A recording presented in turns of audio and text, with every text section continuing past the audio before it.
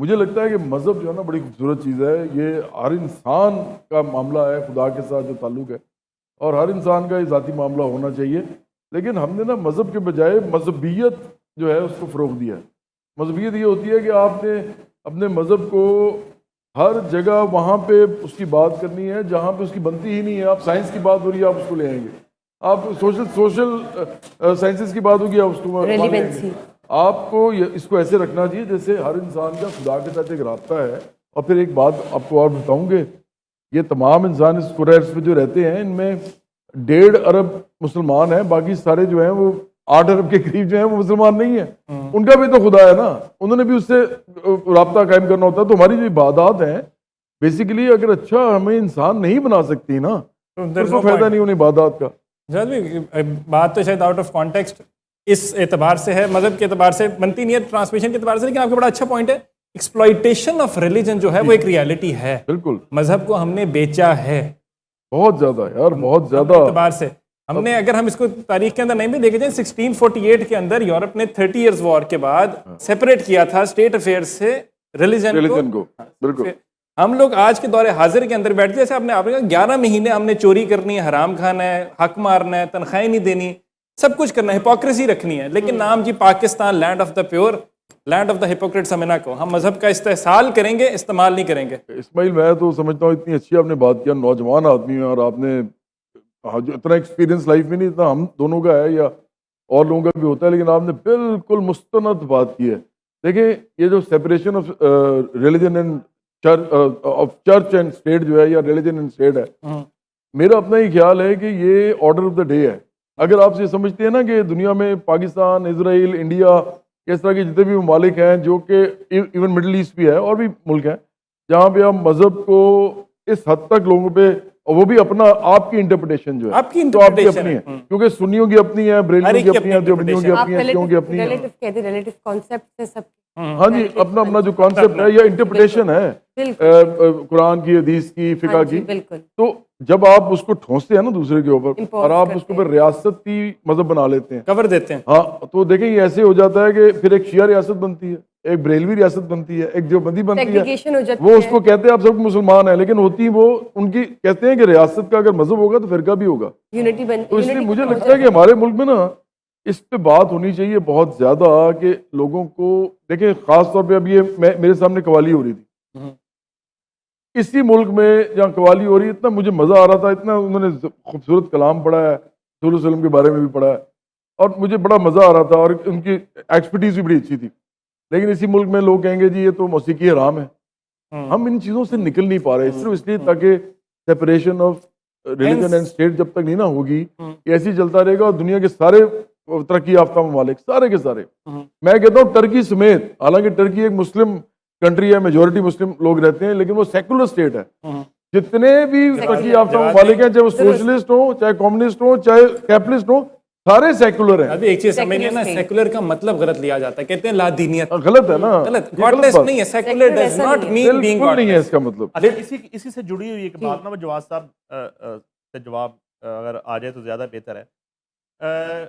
PTI जो है ना वो धरने दे रही थी और वो एहतजाज कर रही थी, सड़कों पे थी, तो उन्होंने जो है ना वो रमजान के एहतराम में एहतजाज खत्म कर दिया है। अगर तो वो सियासत के लिए, मुल्क की खिदमत के लिए ये एहतजाज कर रहे थे, प्रोटेस्ट कर रहे थे, अपने राइट्स के लिए कर रहे थे, तो रमजान कहाँ मना करता है? रमजान में तो आप रमजान में सियासत ना करें, अपना हक ना मांगे और आप खिदमत ना करें, वो एहतजाज खत्म कर दिया मुल्क भर में। क्योंकि रिलीजन कार्ड जो है ना, वो तो आपको याद होगा, वैसे सिर्फ ये नहीं करते, सारे ही करते हैं, लेकिन मुझे इनके हवाले से एक बात याद आ रही है कि वो कासिम सूरी ने जब कहा था कान में के ट्रक के ऊपर वो रिलीजन कार्ड या क्या कहा था, इस्लामिक टच, तो देखिए हमारी सोसाइटी इसीलिए तो यहाँ पे टच चलता है, सब करते हैं, मैं बिल्कुल, लेकिन हम नहीं करते। इस्माइल बराबरी बॉडी नहीं करती है, हम तो बिल्कुल ये काम नहीं करते। मैं आपको पता है, इस जगह जो आया हूँ ना, मैं सबसे पहले इंसान हूँ, उसके बाद मेरा मजहब है, मुसलमान हूँ। मैं पाकिस्तानी भी हूँ, मुसलमान भी हूँ, मैं सोशलिस्ट भी हूँ वैसे तो, लेकिन मैं इंसान सबसे पहले हूँ। और इंसान जब तक आपको बताए ना कि उसका मजहब क्या है आके, या उसकी कौम क्या है, या उसका सूबा क्या है, या उसकी नस्ल क्या है, आप बता ही नहीं सकते वो कौन है। इसका मतलब वो सिर्फ इंसान है।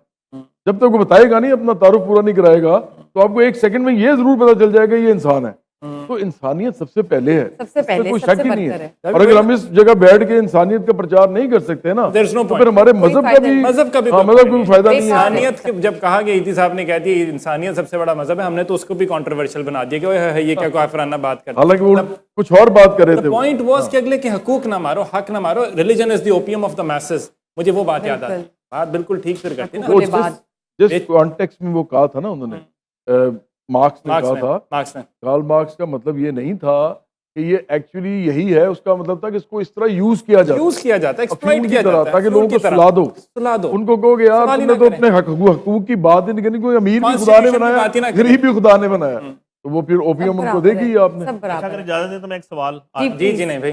जवाब साहब, आपका करियर पीक पे था और वो भी एक खिदमत ही थी, म्यूजिक करना, और वो इस तरह की खिदमत थी जिससे आपकी भी खिदमत हो रही थी फाइनेंशियली, बिल्कुल हो रही थी। तो उसको पीक पे छोड़ के आपने इस खिदमत का फैसला क्यों, कैसे, और पाकिस्तान जैसे मुल्क में जहाँ सियासत जो है ना वो उस तरह की नहीं है जैसी वेस्ट की सियासत है, तो आपने क्यों ये फैसला किया, कैसे किया, क्यों ये ज़रूरत महसूस की, और आज के दिन तक अपने फैसले को आप कैसे दें?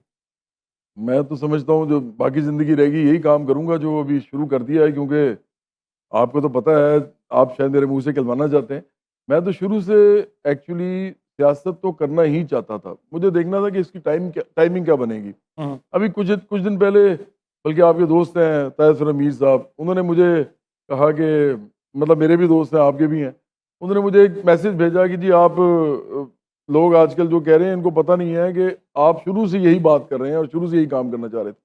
तो मैंने उनका प्यार से मैसेज था, नईम जो है ना, इन्होंने मेरे साथ जो टाइम गुजारा है ज़िंदगी में, उसमें इन्होंने हर मेरा थिक एंड थिन में जो कुछ मेरे ख्यालात थे, मेरे जो अमल थे, वो सारे देखे मैं। हम जब ज़ल्ज़ला आया, सैलाब आया, कुछ भी हुआ, तो नईम को पता था मैं भी क्या कर रहा हूँ और ये भी अपनी जगह पे कर रहे थे, और हमने मिल के भी किया। फिर मैं स्कूल्स मैंने खोले, जब स्कूल्स खोलने में सबसे ज़्यादा जो आज तक मेरी मदद की है किसी ने मीडिया में, वो नईम ने की है। क्या बात है, क्योंकि नईम जो है ना, ये के अंदर एक बहुत ही हसास दिल है। बड़े कम लोगों को पता है कि ये ना एक बहुत जज्बाती आदमी है, अंदर से बहुत जज्बाती आदमी है। उनको पता है कि दुनिया में क्या क्या हो रहा है, नज़र सब चीज़ों पे होती है। मैं शुरू से इनको कहता था कि यार आप ना कोई बड़ी बड़ी चीज़ें करोगे आगे जाके, क्योंकि आदमी की नज़र भी होना और दर्दमंदी भी होना, तो ये बहुत बड़ी बात है, डेडली कॉम्बो है। हाँ, तो और चूंकि वो हर उस इंसान में जिसमें होता है ना, वो फिर कुछ ना कुछ बड़ा करने की कोशिश ज़रूर करता है, ताकि ज़्यादा से ज़्यादा बेहतर वाइटैलिटी के साथ, इफेक्टिविटी के साथ ना उसका होराइजन एक्सपैंड कर जाए। अच्छा, ये मेरा अपना ही ख्याल है कि जब मैंने ये सोचा था ना, कॉलेज यूनिवर्सिटी की बात है कि मैंने सियासत करनी है, तो मुझे एक अजीब मेरा चांस बना कि मैं तो क्रिकेट खेल रहा था, मैं तो फर्स्ट क्लास क्रिकेट खेल रहा था कि यार इसमें से कुछ बन जाए, मैं मशहूर हो जाऊं, तो मैं फिर कुछ और कर सकूंगा। तो दरमियान में क्या हुआ कि एक दो लोग हमारे ना बैंड में चले गए, म्यूज़िक बैंड्स में, और मेरे से पहले जुनैद जमशेद जो थे वो यूटी लाहौर में थे, मेरे से वो 2-3 साल सीनियर थे, तो उन्होंने भी वाइटल साइंस बनाया हुआ था। तो मैंने जब देखा ना, मैंने कहा यार ये तो मेरा ऐसा काम है जो मुझे आता है। मैं फ्लूट बजाता था, बांसुरी, फिर मैं कीबोर्ड भी थोड़ा बहुत कॉर्ड्स वॉर्ड्स बजाता था, और गाता मैं बहुत ज़्यादा था, मतलब अच्छा तो नहीं कहूँगा, ज़्यादा गाता था, मुझे बड़ा मज़ा आता था। प्रैक्टिस मेरे भाई भी, मेरे घर में भी मौसीकी थी, मेरे वालिद साहब बड़े शौकीन थे मौसीकी के, बल्कि मेरे वालिद साहब भी बांसुरी बजाते थे। तो उनसे मैंने मुझे उनको देख के शौक हुआ था। लेकिन वो अदरवाइज प्रोफेसर थे। हाँ, प्रोफेसर थे पॉलिटिकल साइंस किसी कॉलेज।